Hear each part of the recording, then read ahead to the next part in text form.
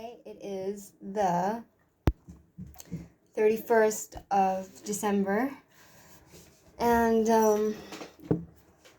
what's interesting is that today I went on my Facebook and I saw this guy. He posted there. First of all, I'm banned from Facebook for 30 days because they restricted me because of my views.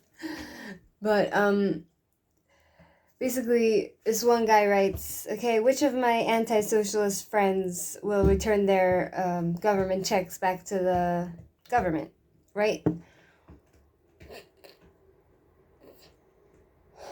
But I think that's a manipulation because the the government forces lockdowns. People can't survive.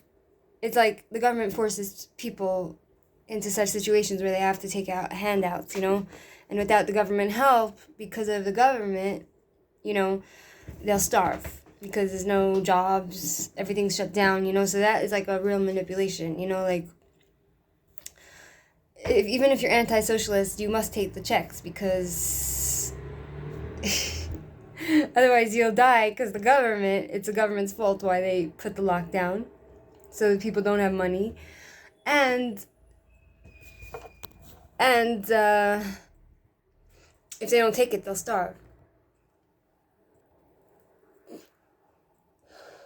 Yeah, so yesterday, that's just my thought on that. Like, that's like a pure manipulation. That's like the frustrating part of like arguing with a Democrat is because they don't really have any logic, It's kind of like they don't really have any intelligence, Even if I know the person personally and they think a certain way, I don't believe they have a very high IQ. Not that I have a very high IQ. I don't have a high IQ, and I know it, I have a very low IQ. But that doesn't mean that I don't see what's going on around me, you know what I mean? I have enough intelligence to understand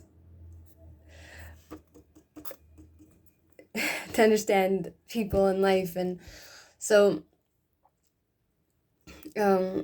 yesterday I went to the stores and I got myself like for the dishes, because my dishes didn't have a spot, where it will be organized in some way by the sink, so I bought myself that normal thing, see over there, right there, right, it could drain the dishes and everything. It broke while I opened it, and I got some hooks so that I can like hang my towels over there, like the kind of hooks that you press on the wall and it's a sticker. Yeah, and I'm going to work today. It looks like it's going to be just me and a volunteer, which is kind of frustrating because, if I'm the only worker, I have to control everything. It's all on my shoulders, but it's okay. It's giving me experience and forcing me into a leadership position, which is great. Like the past few days, I've been missing my family, like so crazy.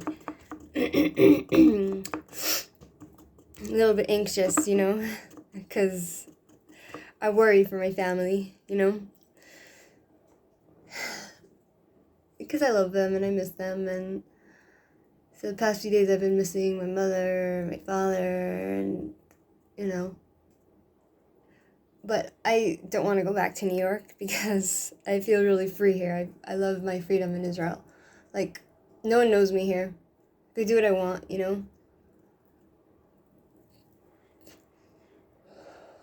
like every community, whichever community you live in, the people get to know you, they see your face around, and they kind of expect you to conform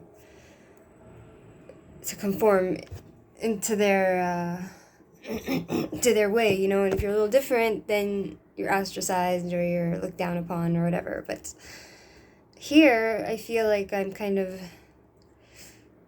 just free to be whatever I want to be, you know? That's the perks of any community. Like if I move to like the mountains somewhere in Shomron, or join like a kibbutz, or join like not a kibbutz, like a moshav, or one of those like gated places, communities, or a yeshuv, a settlement, whatever. Like it's all the same. Like you're living according to their rules, like I remember I once tried to go on a kibbutz, and they drilled me, like they wanted to know everything about me. They don't just let anyone in, you know?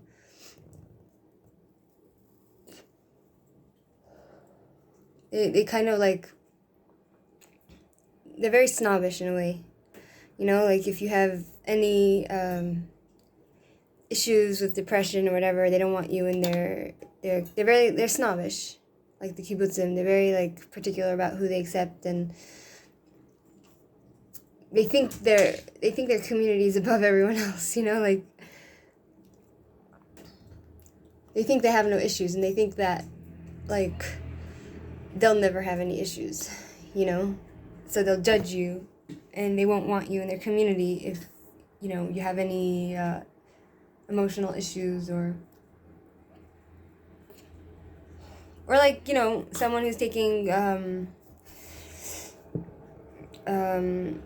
like someone who's like taking for their moods, pills, depression pills. They don't let you in. They ask for your doctor's records and everything else. Like,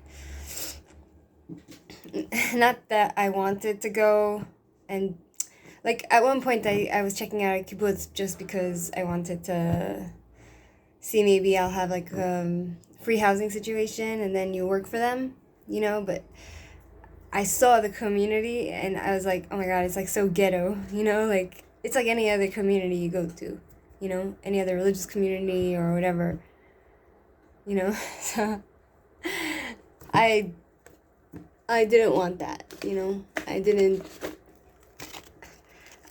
want to be in such a place. Maybe a moshav is different, but the city, the city is an amazing place anywhere.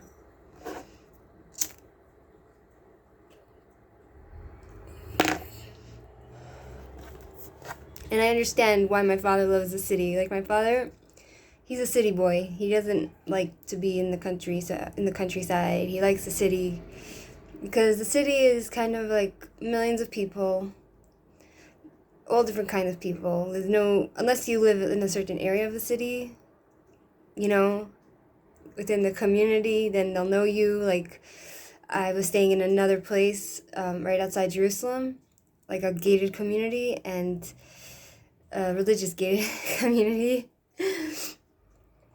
So like everyone knows everyone there, and it's like a gang, Everyone talks.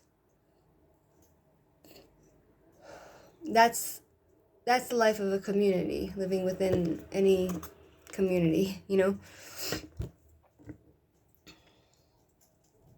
Unless you live like you have millions of dollars and you live on an estate in like a rich neighborhood where everybody keeps to themselves. And I remember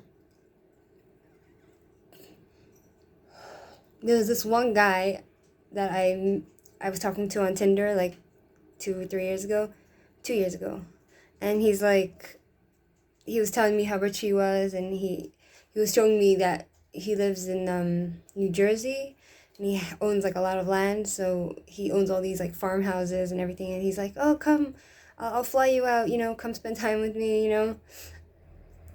So like if you're in that kind of situation, then it's not a community.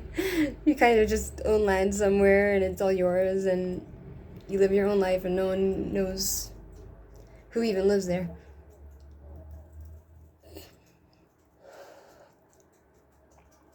Yeah. Okay, it's all for now.